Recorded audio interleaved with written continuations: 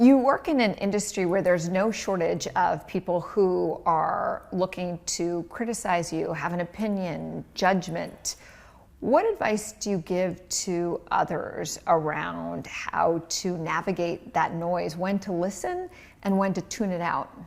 Tune it out at all times. It's just, if you're lucky, you'll surround yourself with good people whose opinions you trust, and you'll trust your own instinct. Put your device down for a moment, forget the comments, and trust your own instinct. Because that fear of being judged kills creativity, it kills free thinking, you're afraid to take chances.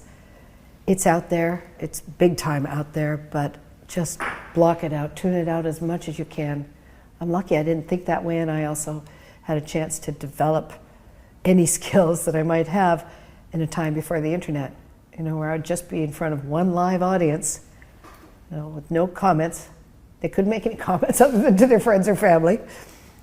And I was able to fail and succeed from night to night. And yeah, just tune it out as much as you can, because really there's only a few opinions you should trust. You know who to trust, and the rest are just, I don't know, they're trying to be constructive, some of them, but a lot of it's very negative because of their own unhappiness, and it's anonymous. I'd like to see their faces. I think that's the only way you should comment. I love that idea. And unfiltered. Yes. You see those filters where people make their baby's eyes big? Oh, yeah, yeah. What? Yeah, I was like, if you have to filter your baby, I'm like that is like the best age of life, it's so where creepy. No one's judging them. Like, no. They're really cute. People are gonna like the picture anyway. Yeah. What about raising your child in an Instagram world where you're putting them out performing from home? It's not like they're getting any real training. You know, I mean, there are child actors who get real training, but to do this from home and to put that in their head that there are people out there. Look how many likes we got, honey. My dear little 4-year-old, look how much people like you. That is so sad and sick. And how are they going to break from that way of thinking? Or just that constant reinforcement, positive and negative. From strangers. From strangers, of self-worth. My kids were never talented enough to actually go out online and to do anything people would watch. But so maybe we're lucky from that perspective. We were some of the last parents in our school or whatever, friends, to let our kids have phones. It is a gateway. But they are grateful. I know myself, because they're 28, 25. They are grateful that they had life before the internet. They remember. Well, it is such a defining dynamic in lives today, and two, also, in careers and how you judge sense of self. When you're working, we talked about this earlier, but you're working in an industry where you are constantly being compared in a very, very public way to other people. I'm glad I don't know that. You are. Do you want me to read you the comments? I don't want to know. But at least in terms of the industry, I think in such a public way, people compare and judge in a way that might be different than other industries. How do you think about that? At least maybe not for you, but how do you think about that as it relates to navigating the entertainment industry, but also how people in their own fields can better navigate those moments? Comparing yourself to anyone, forget others comparing you, but if you get sucked into that, or you do it yourself, comparing yourself to anyone is just killer. And I dealt with, I dealt with jealousy on my part for the first time, and really only time, thank goodness. I've had my moments, of course, I'm only human, but when I was in Second City Theatre, I worked, when I was first cast, there was another woman who was very good and strong, but just kind of finding her way. And then she left, and Andrea Martin came in. Andrea Martin I worked with a lot throughout the years at SCTV and beyond, and she's just great. And when she came in, she had done a lot of theater. This was my first theater job. So I was feeling good. And then Andrea came in, and Andrea was so strong. And the way you would build a show is do improvs every night, and then you'd start rewriting them, working on them, finessing them until you had the next show. And Andrea had like 40 scenes to my 2, because she was just so strong, and it really put me through a rough time. I was torturing myself about, like, why am I comparing myself to Andrea, and why am I jealous of what she has?